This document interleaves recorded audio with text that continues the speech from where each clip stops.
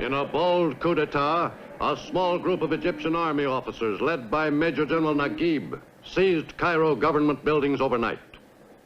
3 days later, they forced the abdication of Egypt's King Farouk, who had become identified with corruption, self-indulgence, and dictatorial interference in the nation's political life.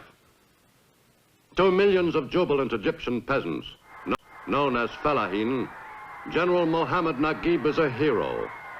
His announced program of land reform, which would make available large tracts of land to the Fellahin, was greeted with wild enthusiasm by the Egyptian masses.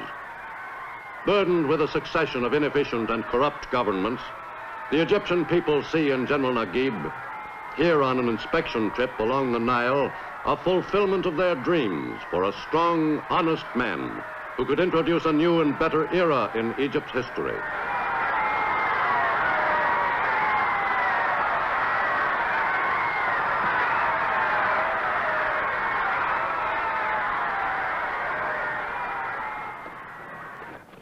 In Cairo's jails, landlords who violently resisted General Nagib's orders to break up their feudal estates are today serving prison terms, along with some of the corrupt officials who for so long dominated Egypt's political and economic life. The new government has every intention of fulfilling its promises, even if those who do not cooperate must be sentenced to prison terms, along with common criminals. In an exclusive interview for the March of Time, General Nagib states his new government's position. The army has no political ambitions in Egypt. We are all anxious to restore Egypt's democratic form of government as soon as possible.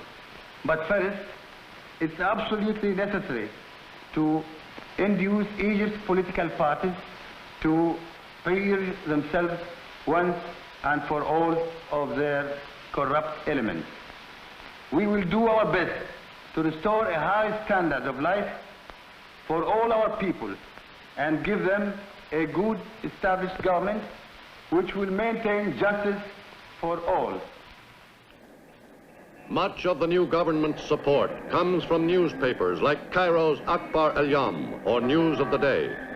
This great Egyptian weekly is one of a chain of newspapers published by Mustafa Amin and his twin brother Ali.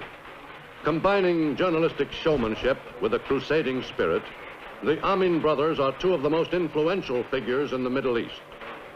While copies of Akhbar al-Yawm now come off the presses by the thousands, 21 weekly editions were confiscated in 1 year by order of ex-King Farouk's government.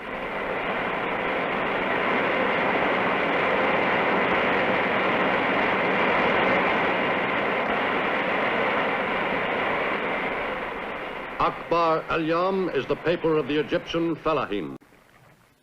But Egypt's ruling class, a small minority of large landowners, are strongly opposed to the Nagib government.